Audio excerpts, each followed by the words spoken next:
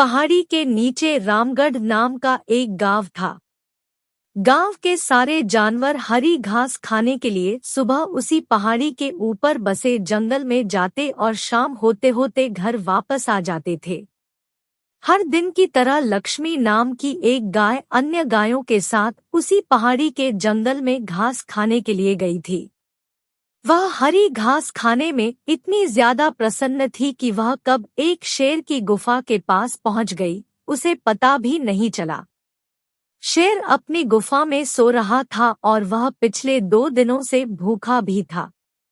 जैसे ही लक्ष्मी शेर की गुफा के पास पहुंची, गाय की खुशबू से शेर की नींद खुल गई। वह शेर धीरे धीरे गुफा से बाहर आया और गुफा के बाहर गाय देखकर खुश हो गया।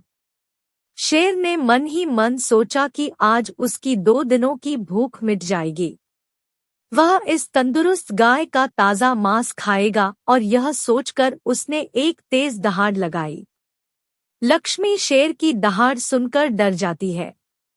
जब वह अपने आसपास देखती है तो वहां दूर दूर तक उसको कोई भी दूसरी गाय नहीं दिखी। जब वह हिम्मत करके पीछे मुड़ी तो उसे सामने शेर खड़ा हुआ दिखाई दिया।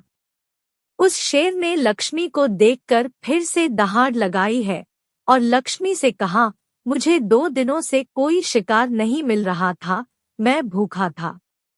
शायद इसलिए भगवान ने मेरा पेट भरने के लिए तुझे मेरे यहाँ पर भेजा है। आज मैं तुझे खाकर अपनी भूख मिटा लूंगा।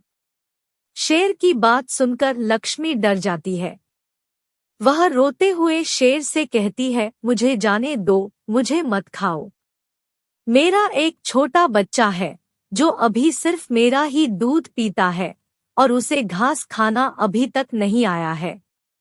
लक्ष्मी की बात सुनकर शेर हंसते हुए कहता है, तो क्या मैं अपने हाथ में आए शिकार को ऐसे ही जाने दूं?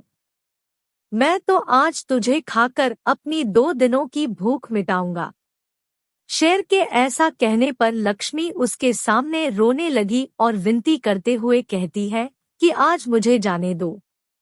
मैं आज अपने बछड़े को आखिरी बार दूध पिला दूंगी और उसे बहुत सारा प्यारा करके कल सुबह होते ही तुम्हारे पास आ जाऊंगी।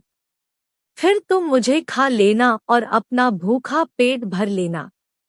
शेर लक्ष्मी की यह बात मान जाता है और धमकी देते हुए कहता है कि अगर कल तू नहीं आई तो मैं तेरे गांव आऊंगा, फिर तुझे और तेरे बेटे दोनों को खा जाऊंगा। लक्ष्मी शेर की यह बात सुनकर खुश हो जाती है और शेर को अपना वचन देकर गांव वापस चली जाती है। वहां से वह सीधे अपने बछड़े के पास जाती है, उसे दूध पिलाती है और बहुत सारा प्यार करती है। फिर बछड़े को शेर के साथ हुई सारी घटना बताती है और कहती है कि उसे अब अपना ख्याल खुद ही रखना होगा। वह कल सुबह होते ही अपना वचन पूरा करने के लिए शेर के पास चली जाएगी। अपनी माँ की बातें सुनकर बछड़ा रोने लगता है। दूसरे दिन सुबह होते ही लक्ष्मी जंगल की तरफ निकल जाती है और शेर की गुफा के सामने पहुंचकर शेर से कहती है, अपने वचन के अनुसार मैं तुम्हारे पास आ गई हूँ। अब तुम मुझे खा सकते हो। गाय की आवाज सुनकर शेर अपनी गुफा से बाहर निकलकर आता है और भगवान के अवतार में प्रकट होते हैं। वह लक्ष्मी से कहते हैं, मैं तो बस तुम्हारी परीक्षा ले रहा था। तुम अपने वचन की पक्की हो। मैं इससे बहुत प्रसन्न हुआ। तुम अब अपने घर और बछड़े के पास वापस जा सकती हो। इसके बाद वे उस गाय को गौ माता होने का वरदान भी देते हैं और उसी दिन के बाद से सभी गायों को गौ माता कहना शुरू कर देते हैं।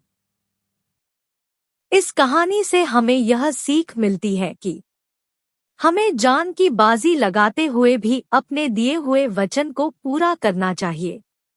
यही हमारे दृढ़ व्यक्तित्व को दर्शाता है।